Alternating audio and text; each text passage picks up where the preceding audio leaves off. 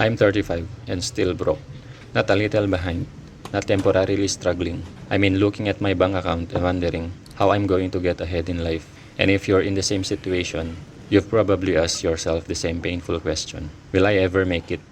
When we're young, most of us imagine that by 35, life will be figured out. We think we'll have a stable career, money in the bank, maybe a house, and some sense of security. We expect to have reached a certain milestone by now. But reality doesn't always follow the timeline we imagine. Some people faced job losses, others made bad financial decisions. Some spent years caring for family members. Others struggled with health issues, death, or simply never had opportunities that many people take for granted. And then there's social media. Every day we're shown people our age buying homes, driving new cars, taking vacations, and seemingly living perfect lives. It's easy to look at them and think, I'm failing. But here's something important to remember. You are seeing their highlights, not their entire story. Many people who appear successful are carrying debt. Some are living paycheck to paycheck. Others are dealing with problems you know nothing about. The truth is that comparing your life to someone else's highlight reel is one of the fastest ways to destroy your confidence. Still being broke at 35 is difficult. There's no point pretending otherwise. It can feel embarrassing. It can make you question your decisions. It can make you feel like you're running out of time. But are you really? Let's think about it. At 35, you may have another 30 years or more of working life ahead of you. That's decades.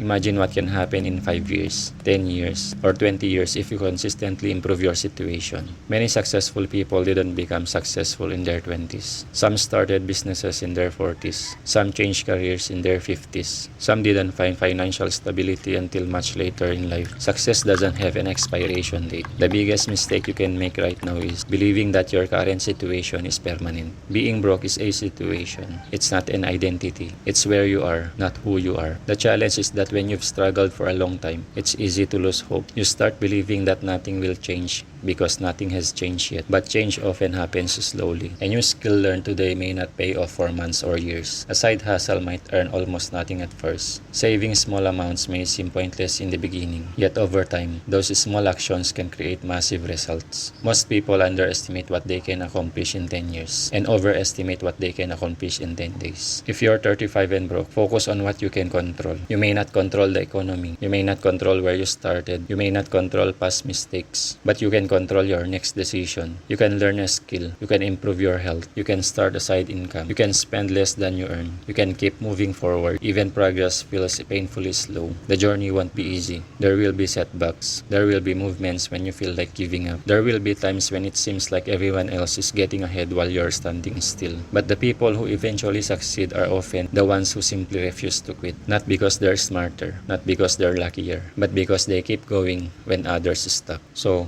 will you ever make it? Nobody can guarantee that. But if you keep learning, keep improving, keep working, and keep believing that your future can be different from your present, then your chances are far better than if you give up today. Being 35 and broke doesn't mean your story is over. It doesn't mean you've missed your chance. It doesn't mean you've failed at life. So if you're 35 and still broke, don't focus on where you thought you'd be. Focus on where you're going. Your story is still being written, and your best chapter may be the one that hasn't happened yet.